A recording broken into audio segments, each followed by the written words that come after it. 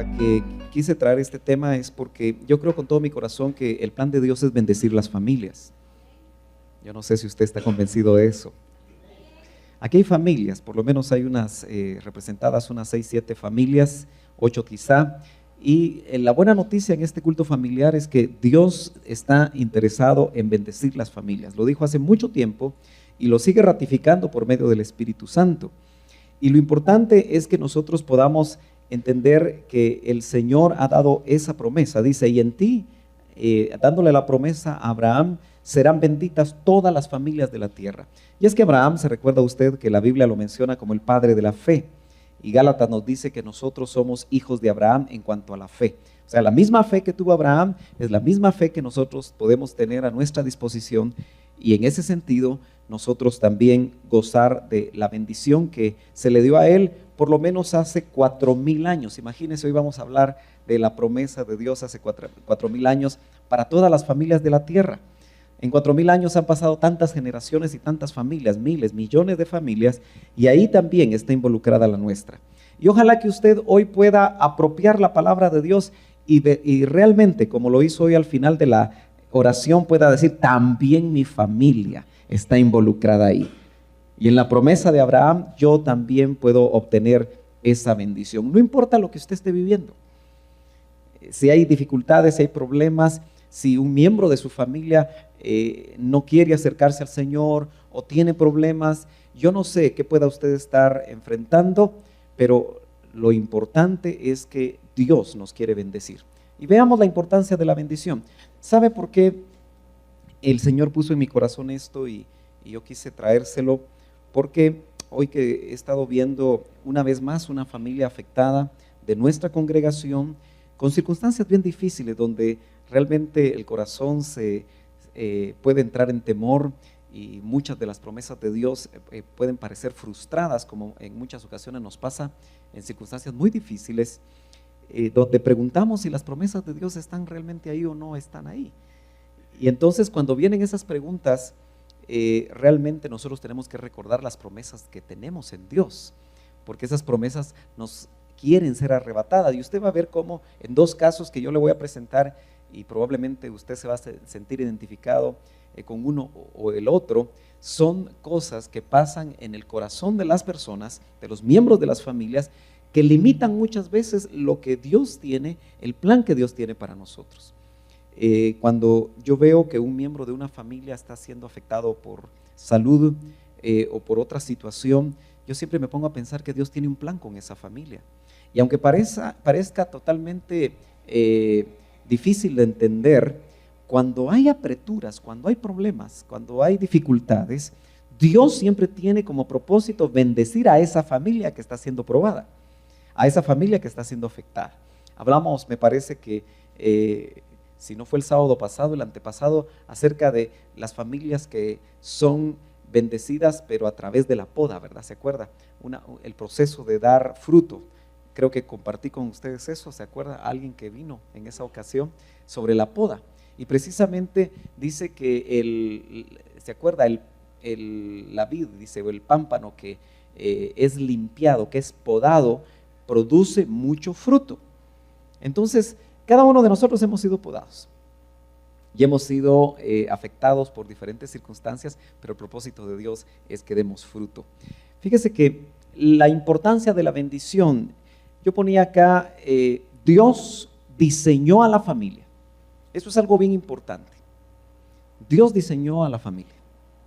Si usted no está satisfecho con su familia, Dios diseñó su familia. No solo diseñó el concepto de familia, sino que diseñó a su familia. Tenemos que entender o debemos de creer que Dios estuvo involucrado en el desarrollo de nuestra familia. Y usted puede decir, bueno, yo me casé siendo inconverso y me ha costado y ahí han habido problemas y a veces no estoy seguro si fue el Señor el que me juntó con la persona con la que yo vivo ahora. Pero en realidad esas ideas que puedan venir a la mente cuando hay dificultades, uno las debe dejar a un lado porque debe de recordar que Dios diseñó a la familia y su propósito es bendecirla. Según lo que leemos en Génesis, ese verso que acabamos de leer acá. Sin embargo, vemos que hay una batalla para que este plan de Dios se haga realidad. Yo quiero que usted entienda que todos los días nosotros peleamos batallas espirituales, batallas aún contra carne, no contra carne y sangre, sino que contra huestes espirituales, pero muchas veces esas huestes utilizan a la carne y sangre.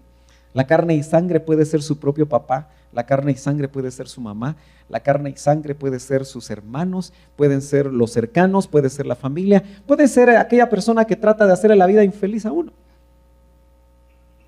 Aquellas situaciones en las que uno no sabe cómo enfrentarlas, o aquellas circunstancias, hay batallas para que el plan de Dios, que es bendecir a las familias, no se haga realidad en esa gran mayoría de las familias, aun en aquellas que, siendo parte de las promesas, pactos de Dios, no podían experimentar dichas bendiciones. Realmente las promesas y los pactos de Dios fueron para el pueblo de Israel.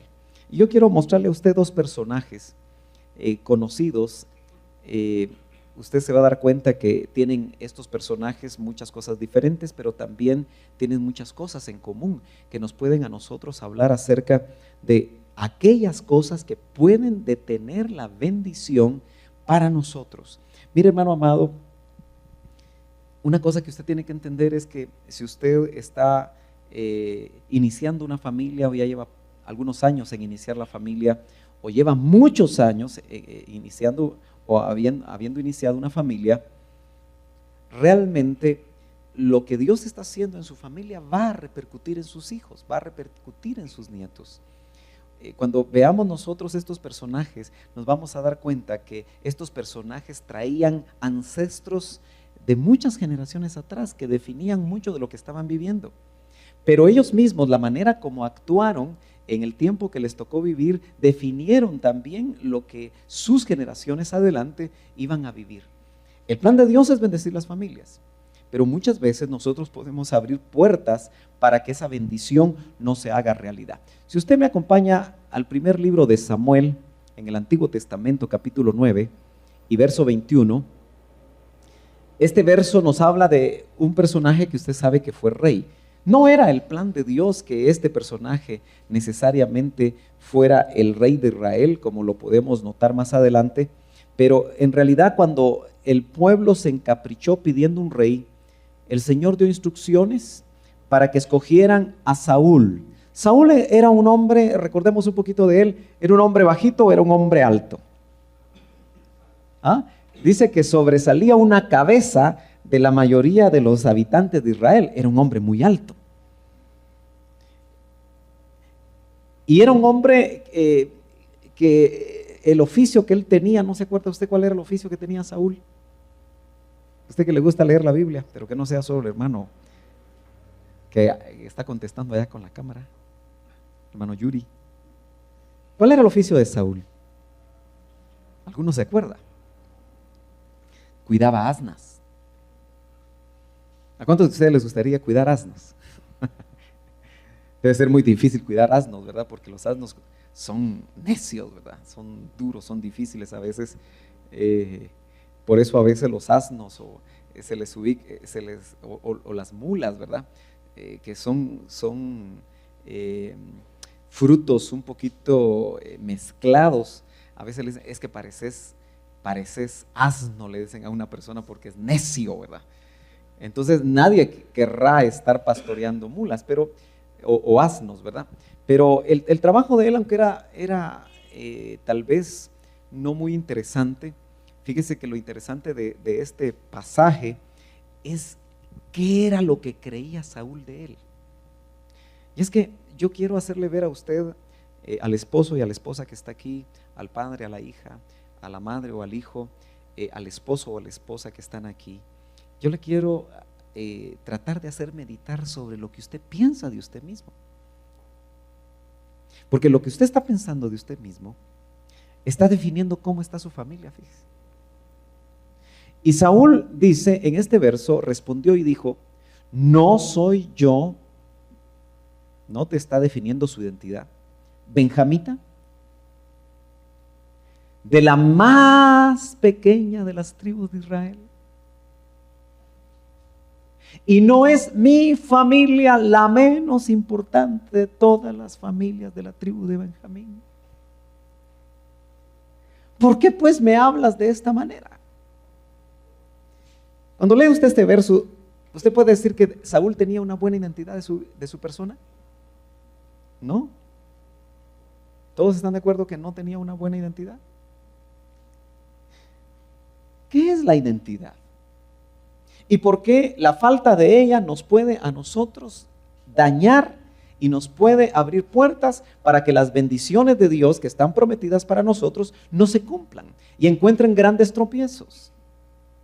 Lo que nosotros estamos pensando de nosotros, se lo insisto, puede evitar que muchas de las bendiciones que van a llegar a tu vida y por supuesto a tu familia, lleguen a tu familia en esta generación y por supuesto también a las generaciones venideras. ¿No soy yo benjamita? ¿Cómo lo podríamos poner en buen chapín? ¿No vengo del jute?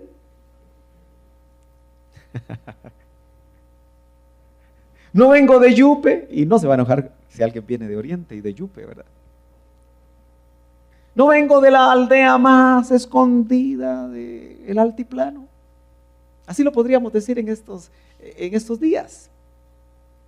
Pero él dice varias cosas aquí, dice, no soy yo benjamita, como que era pecado en esos tiempos ser benjamita.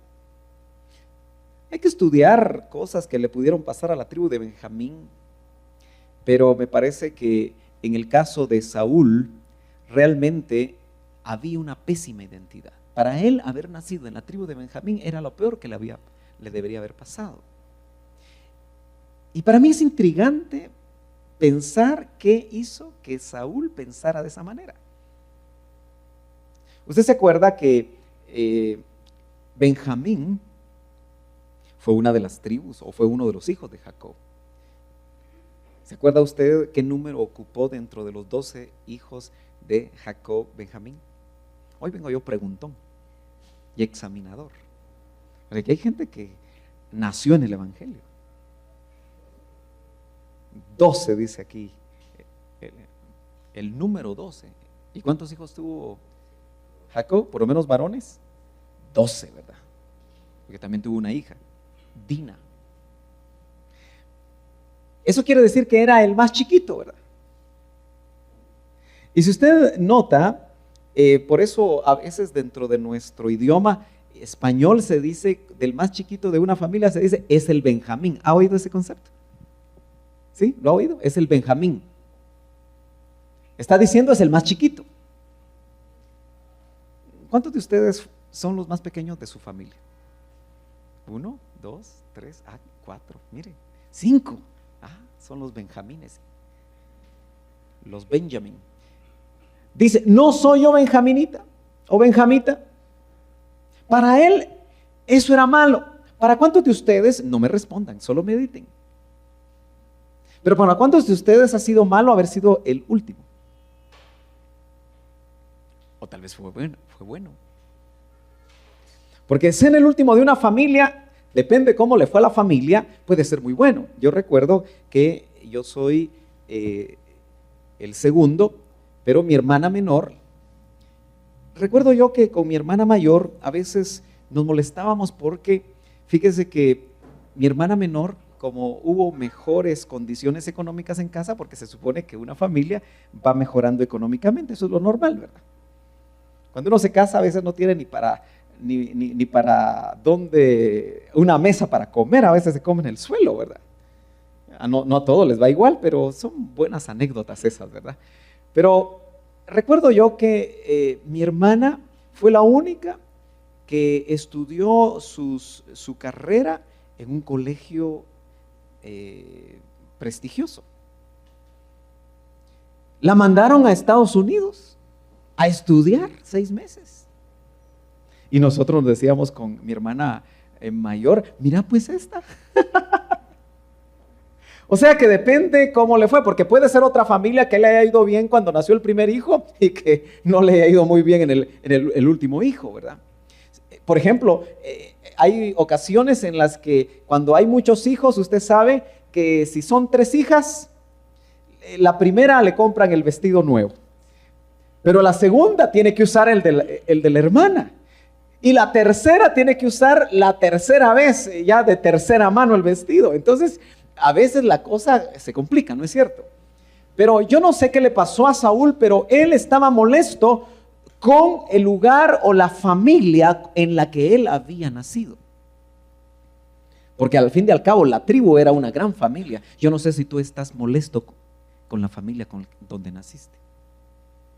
No me respondes. Pero sí trata de ir apuntando en tu corazón para meditar tal vez hoy en la noche en casa y hablar con el Señor. Porque acuérdate que lo que estaba pensando Saúl realmente estaba deteniendo la bendición que el Señor tenía también para su familia. Al fin y al cabo, cuando recibió la promesa Abraham, fue varias generaciones atrás.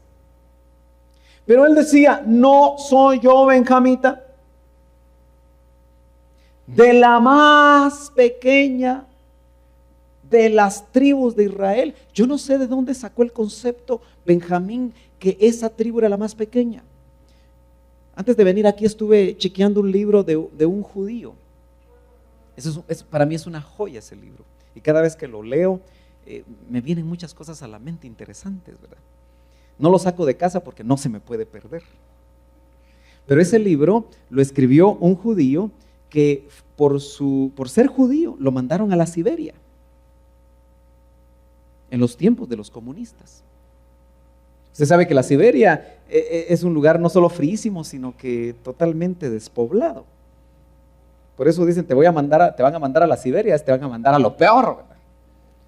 Y a ese judío lo mandaron a eso y estuvo preso tantos años que él se puso a estudiar la Torá y sacó todas las genealogías e hizo unos estudios tan interesantes. Él llegó a la conclusión que desde Noé hasta Abraham pudieron haber sido contemporáneos, y es algo que uno no lo mira fácilmente.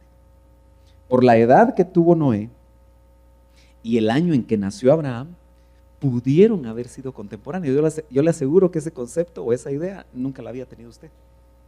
Los patriarcas pudieron haber tenido acceso a información de primera mano de Noé y de los hijos de Noé, aunque usted no lo crea. Y este hombre hace los estudios para poder demostrar eso. Pero dentro de eso me pude dar cuenta yo, así rapidito, que el otro personaje del que vamos a hablar viene de la tribu de Judá. Y ese personaje de Judá, que fue otro de los hijos de Jacob, hasta su generación pasaron 11 generaciones. Y este Saúl le llevaba al personaje del cual vamos a hablar como unos 31 años. Entonces quiere decir que por lo menos también es muy probable que este hombre, desde los hijos de Jacob, Saúl, también hayan pasado más o menos entre 10 y 11 generaciones. Ahora, fíjese usted que cuando muere Jacob, y por eso es importante lo que yo le voy a decir, trate de ponerme atención, porque esto puede traerle a usted luz acerca de por qué su familia, sus ancestros y aún sus hijos por venir pudieran tener problemas, para que la promesa de bendición no se cumpla o tenga estorbos en su vida. Porque fíjese que cuando uno estudia, porque estamos viendo que después de 11 generaciones dijo, la tribu más chiquita. Pero cuando Josué entra a pelear contra los enemigos para poder tomar posesión de la tierra, nada más y nada menos que ellos eran el 7.6% de la fuerza militar, es decir, más de 45,000 soldados de la tribu de Benjamín pelearon. Tenían más o menos la misma cantidad de guerreros que Judá. Entonces era una tribu grande. Y entonces, ¿de dónde salió la idea de Saúl que era la más pequeña de las tribus de Israel? Es cierto que hay un pasaje en la Biblia donde casi destruyen a todos los benjaminitas. Sin embargo, la pregunta es, ¿por qué él pensaba de esa manera? ¿Qué le pasó a Saúl? ¿Cómo lo educaron sus padres? Porque note que aquí está involucrada su familia y ahí es importante que usted se pregunte cómo está educando a sus hijos. ¿De qué les habla usted a sus hijos? Mira, mi mamá era una pobre. Mi abuelita era más pobre. Y tú de plano vas a ser pobre. Mira, tu abuelita era una idólatra. Y la bisabuela, imagínate. Entonces, ¿cómo educamos a los hijos? ¿Será que el papá de Saúl, no tenemos los versos?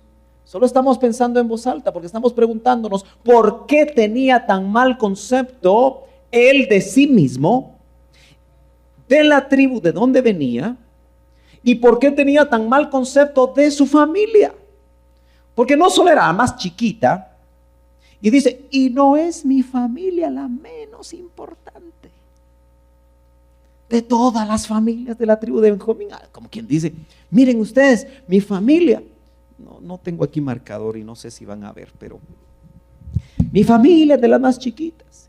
Y tú sabes, dice, mi tribu es la más chiquita de Israel. Y mi familia es ese puntito que está dentro de ese círculo bien chiquito de la tribu. Así a veces pensamos. Es que ¿cómo puede esperar, hermano Sergio, que a mí me pase algo bueno si mire lo que a mí me ha pasado? Y estamos demasiado conscientes de lo que ha sucedido, y eso era lo que le pasaba a este hombre. Si usted pudiera pensar en un concepto moderno de lo que le pasaba a Saúl, ¿usted qué podría decir de él? ¿Qué problema tenía él? Baja autoestima, sí. Pero era un acomplejado. Y usted sabe que nosotros podemos tener complejos. Y que también podemos sentirnos de chiquititos. El Señor, hermano, lo quiere usar. El Señor le ha dado una promesa y usted sabe que Dios le ha dado promesas. Y cada vez que usted oye las promesas, porque a él lo que le iban a decir era que él iba a ser el rey de Israel. Y entonces dice, ¿por qué pues me hablas de esta manera? Si yo no soy nadie. Hermano, a veces hay profecías que se levantan de parte de Dios y que pueden llegar a tu vida, verdaderos profetas. Están muy escasos, pero de repente puede llegar un verdadero profeta y decirte, el Señor te va a usar así y así y así. Y uno empieza a decir, y yo soy el de más chiquito, y yo vengo de Yupe, y yo vengo de no sé dónde, y apenas puedo hablar. Y está limitando el plan de Dios. Este hombre empezó limitando el plan de Dios, y sin embargo los que conocen la vida de Saúl saben que aunque le fue mal, gobernó a Israel, fue rey de Israel por 40 años. Saúl tenía un serio problema de identidad. Esto yo se lo he repetido muchas veces y ojalá que usted lo recuerde, pero esta es la forma más sencilla como yo le puedo a usted definir la identidad. Es la respuesta a la pregunta, ¿quién soy yo? Independientemente de dónde venga usted, de la edad que tenga y lo que le ha pasado, si usted se pone frente a un espejo, ojalá que no se asuste, ¿verdad? Bueno, es para que se ría, ¿verdad? Pero si usted se pone frente a un espejo, después de que le pasó el susto, pregúntese, ¿y quién soy yo? La respuesta que usted se dé, eso define su identidad. Así de sencillo y así de complicado. Bueno, acompáñeme a Génesis capítulo 35, verso 16 al 18. Como aquí están los versos, los puede apuntar. Ojalá que usted apunte o si no, lo subraya en su Biblia, porque es importante que medite sobre esto. Dice en Génesis capítulo 35, verso 16, entonces partieron de Betel, y cuando aún faltaba cierta distancia para llegar a Efrata, Raquel comenzó a dar a luz. Acuérdese, Raquel era la amada de Jacob, era el amor de su vida, ¿sí? Aunque tenía 4, el amor de su vida era Raquel. Por cierto, no se vale tener 4. Entonces dice, Raquel comenzó a dar a luz. Esta es la historia de Benjamín. Queremos ver el ancestro, ¿cómo pudo haber afectado 11 o 10 generaciones después a Saúl? Yo me ponía a pensar cuando venía para acá. Yo solo conozco hasta mi cuarta generación, nombres. Fui al lugar de los ancestros de mi papá. Me puse a hablar con algunos, pero no todos recuerdan. Después de mi bisabuelo, ya no recuerdan mucho. Y difícilmente nosotros podemos saber más allá de nuestro bisabuelo. Yo no sé si usted sabe del tátara. Y yo sé que existen, lo promueven a veces en internet, que le pueden a uno sacar su árbol genealógico, pero parece que van de buena plata. Porque investigar eso no es fácil. Imagino que en los países latinos debe ser sumamente difícil. Y de repente le dan a uno gato por liebre, ¿verdad? Pero qué interesante sería. Porque el Señor me puso a pensar en el número 14, porque fíjese que de Abraham, precisamente a David, hay 14 generaciones. Eso lo presenta uno de los evangelios, ¿verdad? Cuando viene y divide la genealogía de Cristo en 3 veces 14 generaciones. Y debe haber algo muy interesante en la generación número 14. Entonces dice uno, ¿y quién habrá sido mi 14avo para atrás? Qué difícil saber, ¿verdad? De repente fue Cristóbal Colón, ¿verdad? No, para nada, ¿verdad? Muy bien, entonces mire, Benjamín comenzó a dar a luz Raquel. Vamos a hablar de un personaje del cual Saúl estaba molesto, porque era benjaminita. Y yo puse en rojo esto porque esto es interesante. Cuando Raquel empezó a dar a luz, tuvo mucha dificultad en su parto. Toda mujer que por bendición de Dios queda embarazada, desde el momento que sabe que quedó embarazada, debería de empezar a bendecir el fruto de su vientre. Y de orar y de tomar autoridad contra cualquier acechanza y cualquier cosa que pueda afectar el parto. Los partos con mucho trabajo, que le causan sufrimiento fetal, marcan a ese nuevo ser. Y uno debería de ser específico, de pedirle al Señor, Señor, mira, hoy oía de una amiga de mi hija mayor que precisamente le tuvieron que hacer cesárea porque traía el bebé o la bebé, no sé qué fue, el cordón umbilical. Usted sabe que así han matado a muchos bebés, los ahorcan prácticamente, porque se les enrolla el cordón umbilical y cuando vienen de pies a veces los jalan y los matan. No con hecho pensado, sino sencillamente porque no se dan cuenta, a veces hay un mal trabajo de parto. Pero se imagina el sufrimiento fetal, eso afecta. Y yo quiero que usted empiece a meditar en el vientre de Raquel, estaba naciendo Benjamín, que por cierto no fue el nombre que le puso su mamá, porque llamativamente cuando Benjamín nació, murió Raquel.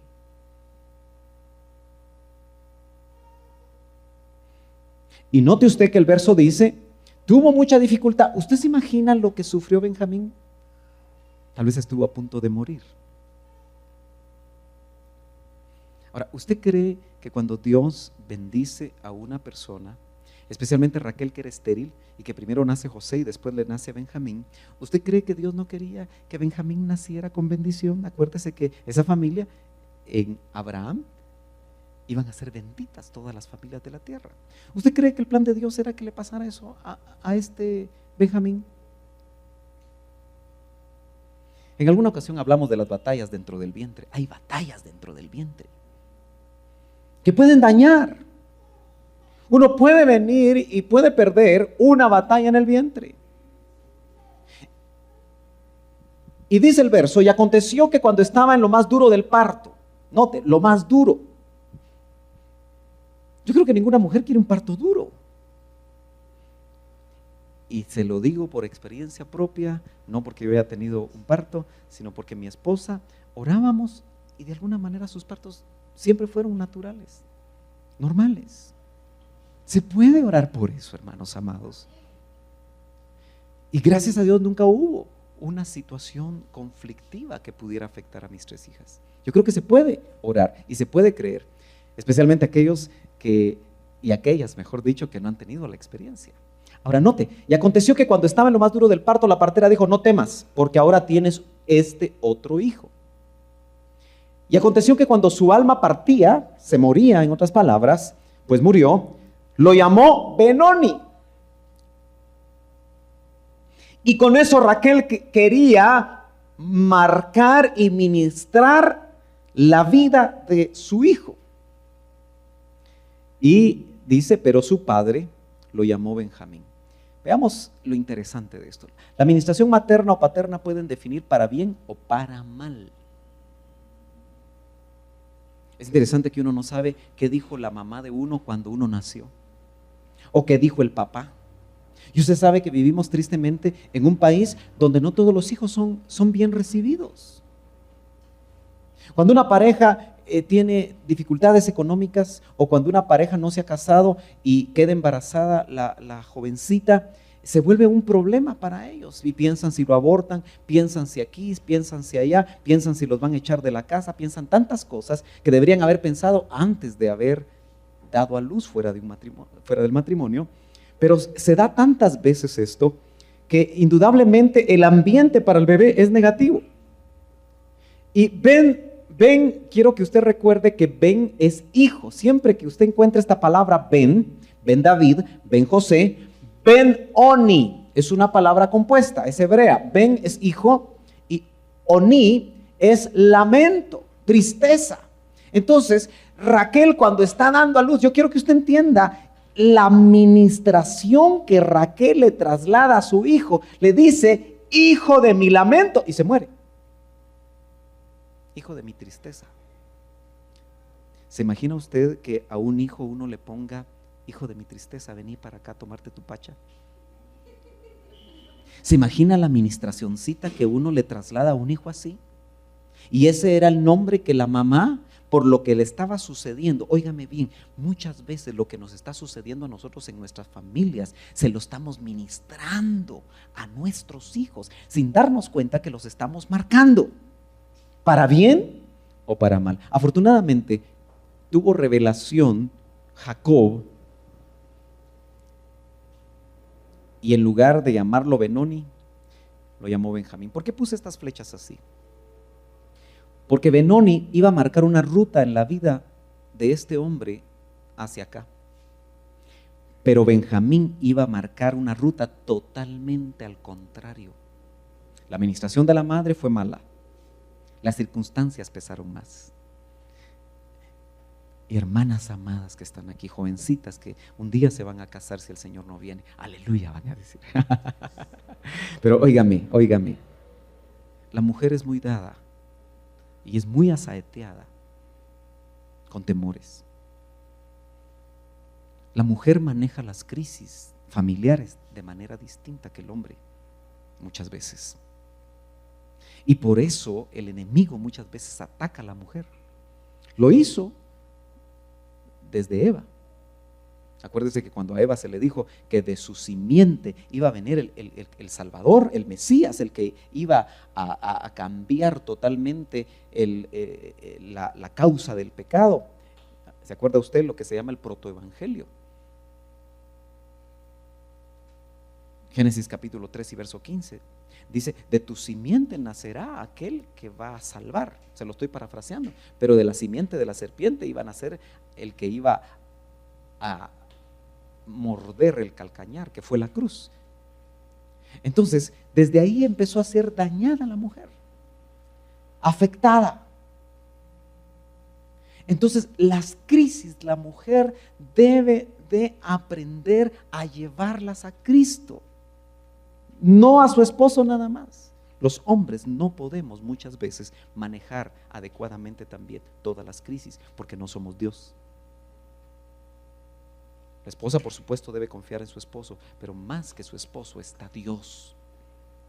Entonces, note usted que la administración del padre fue Benjamín. ¿Qué significa Benjamín? Hijo de mi diestra. Qué bonito, ¿verdad? Porque la diestra habla de fuerza, habla de destreza, habla de trabajo, habla de poder. El cetro en mi diestra habla de autoridad. Entonces, Benjamín recibió de parte de su padre una administración totalmente distinta. Ahora, yo le pregunto a usted, ¿qué estaba funcionando en Saúl? ¿La administración de la madre de Benjamín o la administración del padre? Por ancestro. Se activó 11 generaciones o 10 generaciones adelante. ¿Usted se imagina a alguien que le digan hijo de mi diestra y que esté pensando, es que porque yo nací se murió mi mamá? ¿Usted sabe que hay gente cristiana siempre triste, con un velo de tristeza, con un manto de tristeza? Siempre andan así. ¿Cómo estás? Como la mojar. ¿Y cómo te va? Más o menos. Nos reímos, pero hay gente así. ¿Y cómo puede disfrutar y cómo puede realmente estar abierto a las promesas de Dios que en Abraham, en la fe de Abraham, serán benditas todas las familias de la tierra? No se va a sentir merecedor. Saúl no se sentía merecedor de ser el rey de Israel, pero se va a asustar. Yo voy a tratar de ir rápido porque hay otro personaje muy interesante, también rey, que tampoco se sentía con una buena identidad, y ambos eran del pueblo de Dios. Eso es lo que yo le quiero hacer a usted énfasis. Hijo de la mano derecha, Benjamín, así es como se debería de traducir, o no traducir, sino que la transliteración de esta palabra hebrea que está acá, el nombre hebreo es Benjamín. Se parece mucho a cómo se pronuncia en inglés, ¿verdad? Benjamín. Muy bien. Hijo menor de Jacob, también de la tribu que descendió de él y su territorio Benjamín. Muy bien. La bendición de Jacob al morir. Mire lo que Jacob le dijo a su hijo. Primero lo bendijo, llamándolo hijo de su diestra. Y cuando muere Jacob le dice, Benjamín es lobo rapaz. De mañana devora la presa y a la tarde reparte los despojos. Ahora, esta bendición hay que entenderla porque indudablemente habla de un hombre que iba a ser, que no iba a temer a sus enemigos, sino que por el contrario, él iba a ir en contra siempre de sus enemigos e iba a vencer. Porque devora en la mañana la presa y a la tarde reparte despojos. Este era un hombre al que Jacob lo bendice precisamente como un hombre que no va a temer a nada. Su tataranieto. ¿Y quién soy yo? De la tribu más chiquita de Israel. La familia más chiquita de... ¿Qué le pasó a Saúl? ¿Me está entendiendo? Hubo una bendición que no se aplicaba en Saúl, porque él tenía un problema de identidad. ¿Cuántas bendiciones, hermanos amados, pueden estar detenidas hacia nosotros y hacia nuestros hijos? Sencillamente porque nosotros seguimos pensando en todo lo que nosotros creemos que somos y realmente no somos. Bueno, yo tengo que ir rápido. Veamos el caso de David, ahí en el primer libro de Samuel 18:18. Y dice, y David respondió a Saúl. Ahora mire a David. Si así eran los reyesitos de Israel, usted, ¿cómo iba a ser el pueblo? ¿Me está entendiendo? ¿Me está siguiendo?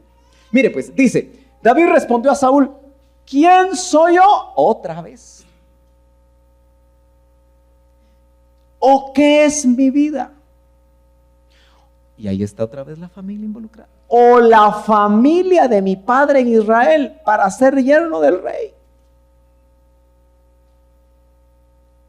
Fíjese que esta palabra familia de mi padre es la palabra mishpachá. Rara esa. Pero le puse aquí lo que me interesó de esta traducción es círculo de parientes.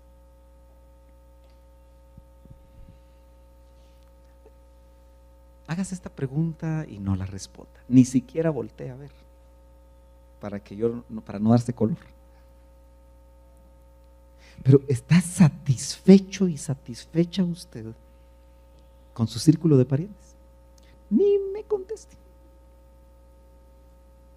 O usted de los que piensa, si yo hubiera nacido en Alemania. Fíjese que si hubiera nacido en Alemania sería pastor alemán.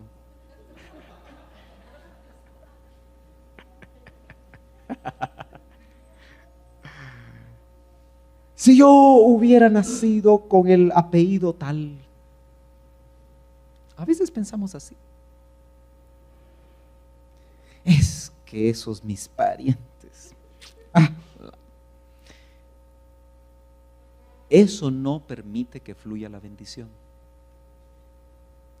Porque déjame decirte, no importa lo que hay atrás en tus ancestros, tú puedes detener todo lo malo que viene atrás y volverte el muro donde todo lo que viene atrás se estrella. No porque tú seas bueno, sino porque lo que Cristo ha hecho en tu vida. Tú irrumpes en la genealogía de tu círculo de parientes y ahí te vuelves el vector, si naces de nuevo y crees a las promesas de Dios, de la bendición para los tuyos.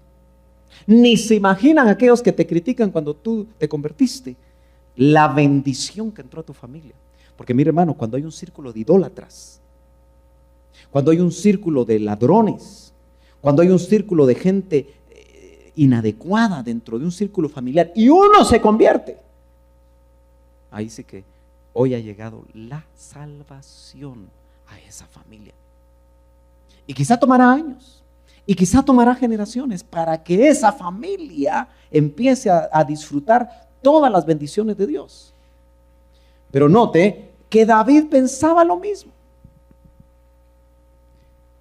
Ahí sí que era un pastorcito cuidando chivos. Pero la historia de David, si usted la quiere resumir tan sencillo, es de pastor de ovejas a rey. Parece telenovela, ¿verdad? De la Natacha, porque esa es la que se miraban en mi tiempo usted. De la Natacha a la esposa del dueño de toda la plata, la Esmeralda. Todas tienen el mismo. Yo no sé por qué las mujeres lo admiran, si todas son iguales.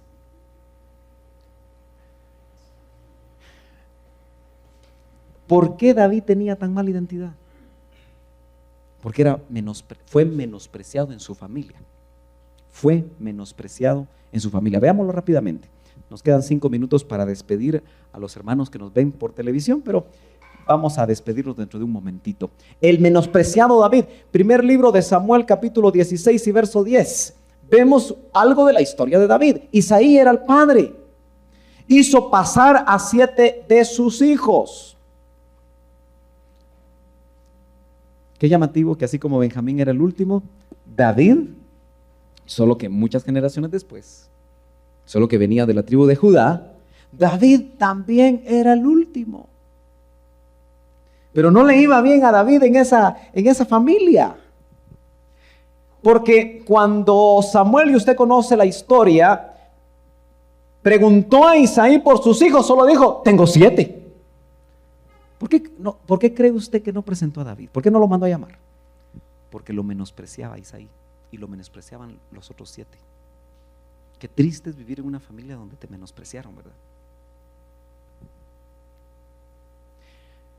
Pero Samuel dijo a Isaí, el Señor no ha escogido a estos. Y Samuel dijo a Isaí, ¿son estos todos tus hijos? Y él respondió, aún me queda el menor. Casi puedo yo oír a Isaí. Sí, hay un menor ahí que está apacentando las ovejas. Usted se pregunta por qué los otros 7 no apacentaban ovejas. Y uno entiende que 3 de ellos estaban en el ejército. A David le tocaba hacer lo más duro, porque era el chiquito, menosprecio. Hay familias donde los mayores lo obtuvieron todo y los chiquitos, lazo y cebo. Y eso marca Ese menosprecio puede hacer que un corazón se amargue y esa amargura de corazón no permita que la bendición de Dios pueda llegar a las familias. Dice, y envió por él. Samuel dijo a Isaí, manda a buscarlo, pues no nos sentaremos a la mesa hasta que él venga acá. Y envió por él y lo hizo entrar. Era rubio, chicas, rubio, de ojos hermosos, aleluyita, y bien parecido. Se habla en inglés, handsome. ¿Así es vos? Y el Señor dijo, levántate, úngele, porque este es. Queremos despedir al auditorio que nos ve de televidentes. Yo no sé si usted quiere también despedirlos. Nos gozamos de que hayan estado nuevamente con nosotros. Esperamos que si nos quieren visitar también pueda aparecer en pantalla la dirección de la iglesia. Así que nos gozamos de tenerles en medio nuestro y ojalá que este mensaje ha sido de gran bendición para ustedes. Nosotros seguimos un momentito más. Mire qué pasó, lo que David pensaba de sí mismo. Ya vamos a terminar. En el capítulo 18, siempre del primer libro de Samuel, verso 23, dice, y los siervos de Saúl hablaron estas palabras a oídos de David. Pero David dijo, igual que Saulito, eran acomplejados. Y como dice que lo que les aconteció a ellos es figura de nosotros, ¿no seremos también nosotros un montón de acomplejados usted? Aló, eso ya no le gustó, ¿verdad? Pero meditemos. Y los siervos de Saúl hablaron estas palabras. Dice, ¿os parece poca cosa? Mire lo que dijo. Llegar a ser yerno del rey, siendo yo un hombre pobre y de poca estima. Mire lo que pensaba él de él. Yo le voy a decir algo, hermano. No importa si tú naciste en el Limón. Yo nací en Santa Marta, aquí a la par de la Florida.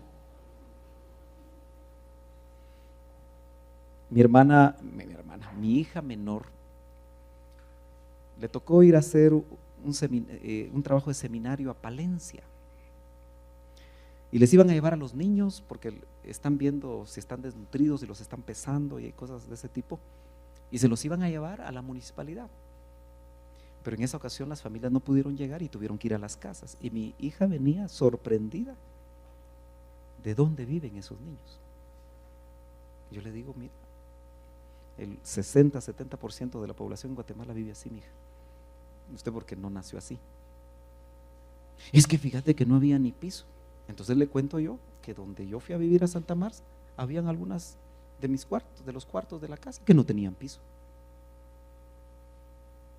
Y eso a mí no me afecta en absolutamente nada, porque no me debe de afectar. Eso no define mi identidad, donde nací. Pero ¿se ha dado usted cuenta que hay mucha gente que le da pena decir de dónde viene?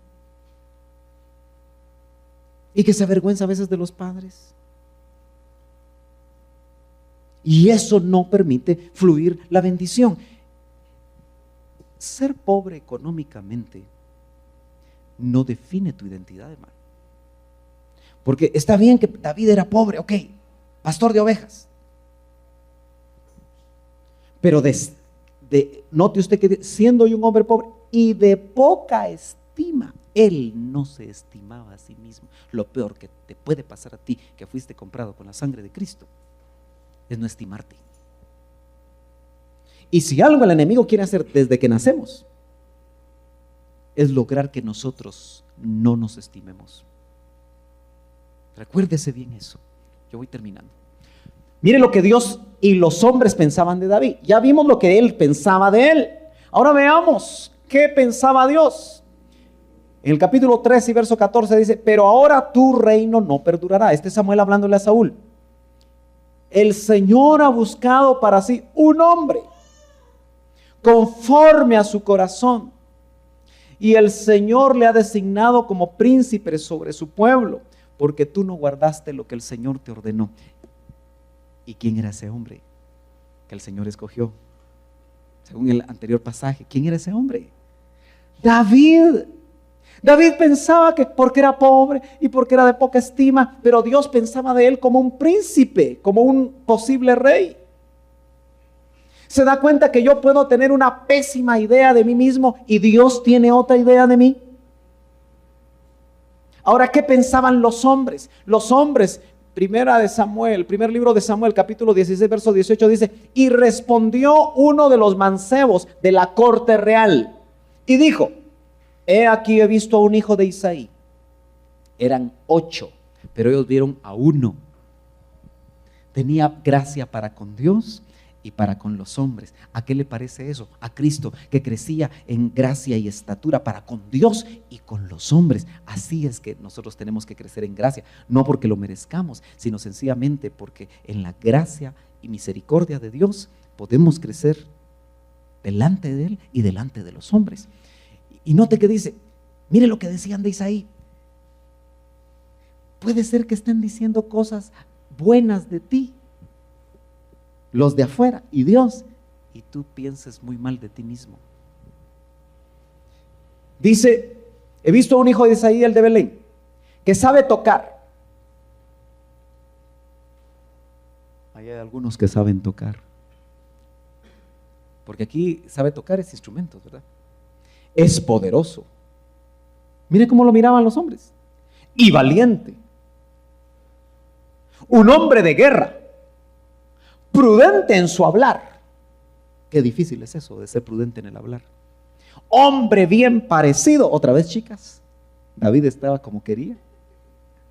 Como se lo recetó el doctor.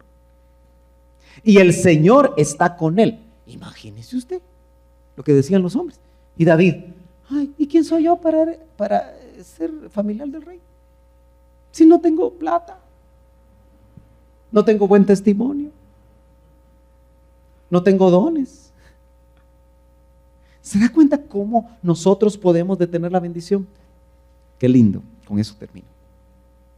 Que al final de su vida David, después de toda la administración de Dios sobre su vida, yo quiero que usted entienda que el dulce cantor de Israel, a pesar que las grandes revelaciones que después aparecen en los salmos se dieron cuando él pastoreaba en las vigilias de la noche las ovejas de su padre, no fue suficiente esa revelación para que él cambiara su opinión de sí mismo.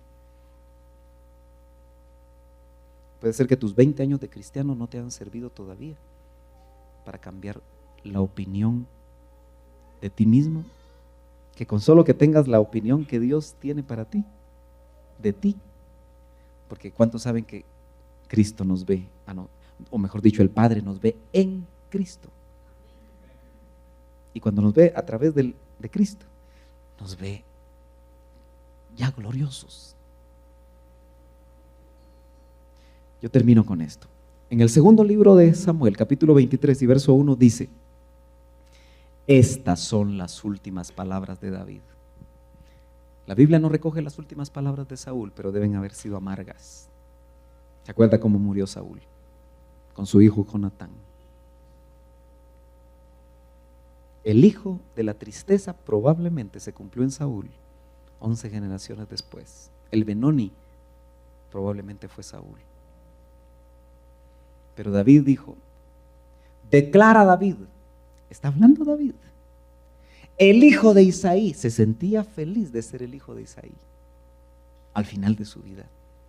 Y declara el hombre que fue exaltado. Él fue exaltado por Dios. El ungido del Dios de Jacob. Ya no era el hombre pobre, ya no era el acomplejado, ya no era el menospreciado. El dulce salmista de Israel. ¿Quién dijo todo eso? David. Por eso, hermano amado, es falsa modestia cuando nosotros siempre queremos pretender una falsa piedad y decir, no, si yo no puedo, no, si yo no sirvo, solo para que le digan a uno, no, es que usted puede. ¿Dónde está el equilibrio? Lo encontramos en Romanos capítulo 12, es el último verso que vamos a leer. Acompáñame a Romanos 12. Ahorita terminamos. Romanos capítulo 12 y vamos a leer ahí el verso 3, me parece. Dice, porque en virtud, Romanos capítulo 12, verso 3, de la gracia que nos ha sido dada, gracia, así como a David, digo a cada uno de vosotros, que no piense más alto de sí que lo que debe de pensar, sino que piense con buen juicio, según la medida de fe que Dios ha distribuido a cada uno. No debemos de pensar más alto de nosotros mismos, sería otro complejo, solo que de superioridad. Dice, no piense más alto de sí que lo que debe de pensar, de acuerdo a la medida de la gracia y de acuerdo a la medida de la fe. Eso quiere decir que no debe de pensar menos. Y todos los que estamos aquí, ¿somos hijos de Dios o no? Si ya nacimos de nuevo, somos hijos de Dios. ¿Somos hijos de un rey? Claro que sí. ¿Tenemos promesa de bendición nosotros y nuestros hijos? ¿Y nuestros nietos? ¿Y nuestros tataranietos? ¿Y el Señor tardará su venida? Sí. No estorbemos la bendición de Dios para nosotros y para nuestras generaciones por tener una mala identidad. Póngase de pie.